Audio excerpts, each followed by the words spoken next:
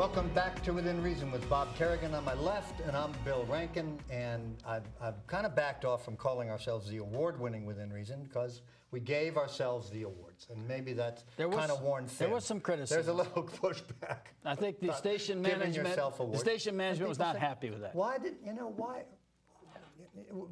did you give yourself awards? I said, well, we deserved it, and nobody was stepping up. This is all your idea. It was all my idea, yeah. and I think I'm going to back off and not call us the award-winning Within Reason anymore, unless it's in my interest to do it at some future time. Now, I've been telling people, I need to give Mr. Kerrigan a chance to respond, because I've been telling people that Bob Kerrigan made a trip to Cuba in order to kind of scope out what it would be like at the end of the next Obama administration, should we be so unfortunate as to elect him. Now, that's probably not your view of it. Not entirely accurate. But did you go to Cuba? Confirm or deny? I did. I went to Cuba. I've been to Cuba before, and I was interested to see the change in Cuba from the last time I was there, about 4 years ago. And there are substantial and significant, that's not redundant, changes that are taking place. There are small businesses that are not government businesses. In some cases, you have entrepreneurs competing with the government and doing very well. And in other cases, you have some interesting joint ventures of among people trying to create businesses. They're still pretty much all trying to get out? No. No, that's not true. That's not true. See, the problem with Cuba is our Cubans in Southeast Florida. That's the problem with Cuba, because we have the most insane foreign policy with Cuba. Because why? Because the Southeast Florida Cubans control the Foreign Affairs Committee in the United States Congress. It's awful. I mean, this was under the Bushes, okay? I just give you an idea what Fat Boy Jeb and I didn't know this, and I agree with you completely on our policy toward Cuba is extra stupid. And, well, then this one... Well, unless you're a Republican and want to get elected in Florida. In Florida. Then it's good. And they control this block of votes, and they handed the election to George W. Bush. They elected that goofy Jeb. I mean, the Bushes have all been, you know, benefactors. And I'll say this, we're not going to deal with this tonight, but I can tell you the names of international terrorists that were supposedly anti-communist, that were big buddies with the Bushes, that did some very bad stuff, bad stuff in Florida. That's another matter altogether. But these Southeast Florida politicians control our foreign policy. So here's what the Bushes did. The Bushes decided, Jeb and his brother, that the best way to penalize the people in Cuba for not having a violent overthrow of their government was to prevent the families of Cubans living here from going to Cuba not more than once every 3 years. So if you'd been there and you had your grandfather die or some catastrophic problem, you couldn't go because that was the Bush policy on Cuba. Yeah, That's outrageous. And they did a lot of other things. They tried to squeeze the Cuban people. They've done, I mean, in terms of economically, it's just awful what they've done. So when you're in Cuba, we think in this country, oh my goodness, they're all on the shore waiting for the boat to take them out. Not the case. The young intellectuals in Cuba, they're developing, and they believe eventually, notwithstanding the fact it's a dictatorship, it clearly is, but they believe that in time they're going to develop some kind of model similar to a socialist model of Europe or perhaps in Vietnam or some other place, but one unique to Cuba. Now, what's changed? Cubans can now buy their own homes. They can own their own cars. They can start their small businesses, which eventually will be better. Their wages are still very, very low. There's a huge wage problem in Cuba, a huge wage problem. A teacher in Cuba makes about $15 a month. So they've all got to have stuff on the side that may or may not be legal. Yeah, all Cubans have something on the side, some business on the side. But I've always have found the people engaging and wonderful, and they love United States citizens. And God bless them. I don't know why, in light of what the United States government has done to them. You know, particularly after the Soviet Union collapsed, we just about starved the Cuban people to death. I mean, kids were going to school with sugar water. I mean, it was awful. They lost all their economic support in '92 and '93. So they've been through very tough times. I don't know if you blame the United States for that too much. But no. They're our neighbor, despite being a communist dictatorship. Yeah. And we've sent lots of food to North Korea. Well, we're now halfway around the world. We could have sent some to Cuba. They've been all right with Well, we're now sending some food to selling it. Selling it, yeah, to Cuba, and there is some agricultural trade, some exceptions to it, and it's better under Obama. But I can promise you this: if Romney gets elected, it's going to go back. They've already said it's going to go back to the Bush policies in Cuba. It's going to be awful. I'm afraid you're probably right. Yeah. It is awful. And how about this? I mean, I look at everything through the lens of self-interest and liberty. Yeah. Why can't I go to Cuba? Bob went because he's plugged into these human rights group, and you get to go on a group trip, and it's authorized and all of that stuff. But if I just decided as a citizen of the United States, I wanted to fly down to Cuba and check it out for whatever reason I wanted. Well, the way you do it. Why is the government prohibiting it? It's absurd. The travel policy in the United States is just absurd. We can go to China, but we can't go to Cuba. It's 90 miles away. It's like Castro said in one of the meetings that we had. He said, well, you think the United States is afraid of an armed invasion from Cuba? It's probably not. And he said, do you think really we're down here manufacturing chemical weapons on this little island? If they'd let you in, you could go to North Korea or Burma or any of these awful places. Sure. If they'd let you in. I don't know. Now, the State Department may be restricting some of that, and maybe some of it's for good reasons. I'm not so sure about that. Yeah. But you could always go to these really repressive, crappy countries. You could. And it's a right you have. The right to travel has long been recognized as a kind of a basic human right. Unless there's a very good reason, you can leave your country, you can come back to your country, you're still a citizen, unless there's a demonstrable threat. And there isn't. If I go to Cuba, nothing bad's going to happen. Of course. The Southeast Florida Cubans control Florida politics. They have about a 500,000 block vote. I think many of them are aging and going, but there's still a block. Do you know the wet foot, dry foot? I know it because you said it, but it's worth repeating. The wet foot, dry foot policy is if you come from Cuba and you get your foot on the soil, you get to stay here. And you get to stay you get residency. If you stay for 1 year, you have permanent residency.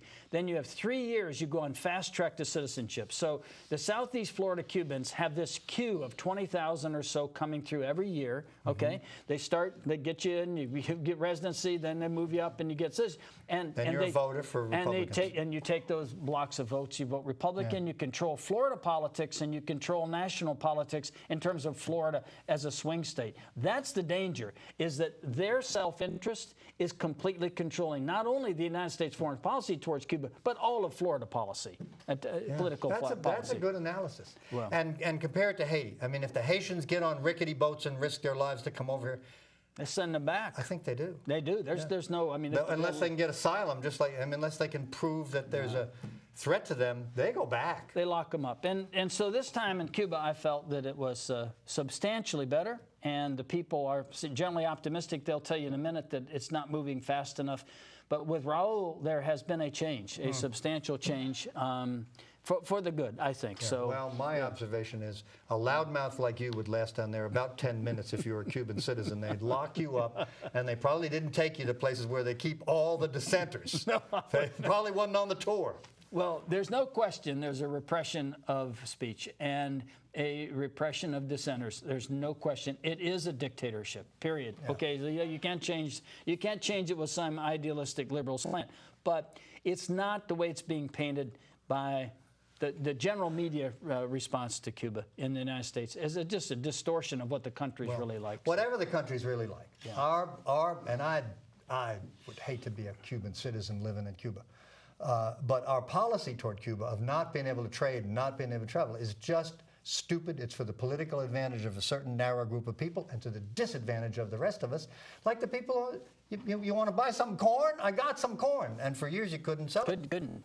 You know, there was, recently there was a convention of sorts, a seminar in San Francisco on Latin America. And some of the top scholars in Latin America attended this seminar. And there were about 40 or 50 that were going to come from Cuba. And they come and, contrary to popular belief, they don't defect as soon as they get here. They come and they go back. Okay? Well, some do. Yeah, well, some defect, but I mean, these people travel all over the world and they come back to Cuba. So the Southeast Florida Cubans figured it out that the people they didn't want to come to this convention or this meeting of these scholars were the top 10 scholars in Cuba, the most internationally respected scholars in very esoteric areas.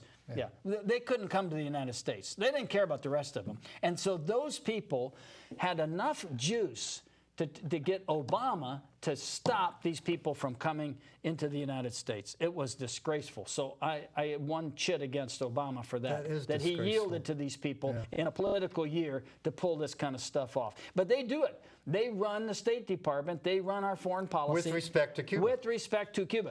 And all they do in the Congress is fight for that one myopic interest about Cuba. They don't care about any other part of the United States foreign policy about anything. Which means they got stuff to trade.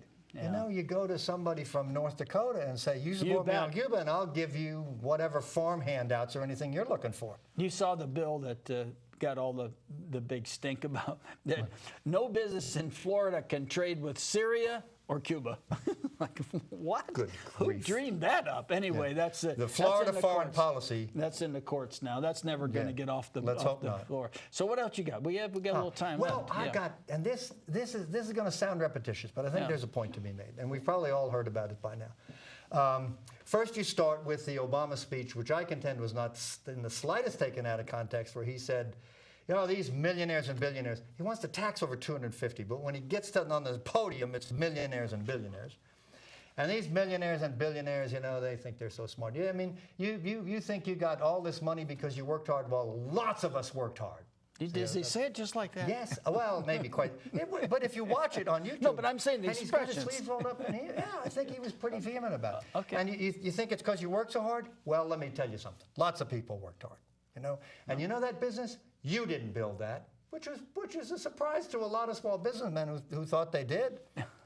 So now now everybody's watching the Olympics, and this is all over the place. I read it in the Wall Street Journal, Peggy Noonan, who was quoting somebody else, and she said, well, then when Michael Phelps gets on the podium, he won all these medals, and we ought to think this. Now, Michael Phelps didn't do that all by himself. Somebody helped me. I helped build the roads that got him there, you know, and the taxes that paid for the pools that he swam in. So now I got to confess, I'm a poor swimmer, and I haven't really even tried to work out, but I deserve some of those medals. Well, maybe you think that's kind of some of the credit. Some of the credit. Well, a little piece of the gold wouldn't hurt. Well, but some of the credit. Just a little bit. Not the medals. Well, that's what Obama wants to pass out the gold. Oh, there's a little gold in I'm those. getting the connection. Where's my gold? I got it. I wasn't connecting. Okay. I wasn't connecting this now. I got it now. Well, you're making some frivolous comparison. Yeah. I think there's a true comparison. In the area of all these great Olympic athletes, you watch them, and of course NBC hypes up their stories, and boy, if any relative died in the last 5 years, you're going to be sure to hear about it, and we're going to dedicate it to Grandma. Yeah. You know, it's kind of a saccharine bunch of baloney. If you watched NBC, you think there's the United States and competitors. And that's it. You never get anybody else. And on Cuba, I watched all of the Cubans. You see a lot of Cubans versus Venezuelans. Yeah. You're not going to get that. But you do see these wonderful young people who've worked so hard and do these marvelous things. It's really inspiring. It is inspiring. So you see this individual effort and individual achievement, and you say, Michael Phelps, you got 20 medals. More power to you. You're a great swimmer.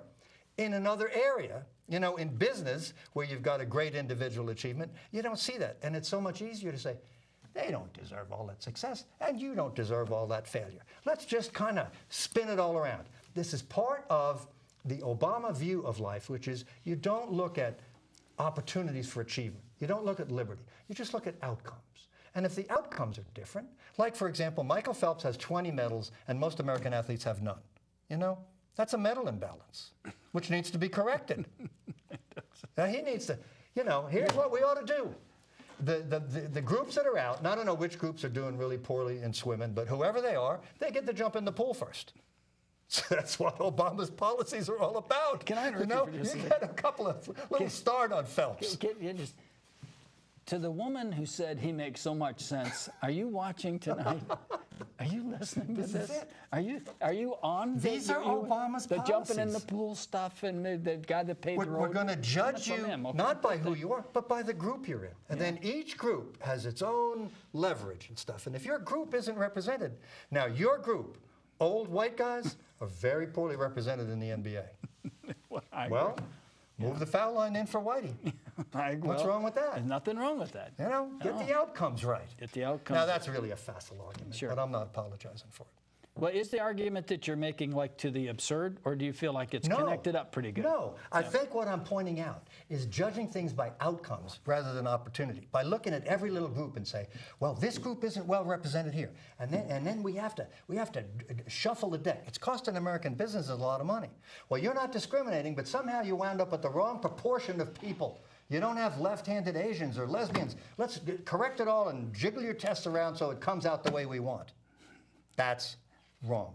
Do you think Obama was really saying you should thank your teacher who inspired you? No. That you've kind of gone off to gone completely berserk because over if this? that was his meaning, that's meaningless, you know? But you should thank your teacher. To say we all love our mother and we all thank our teachers. Oh, great point, Obama. No, he's saying the next sentence that is unspoken is, all you people out there aren't doing worth a crap, get some of their money because they deserve it less than you do. You ought to have it. That's what he said. In the time-honored tradition of within reason, there is no time for me to respond. Good night, and we'll see you next week. Night.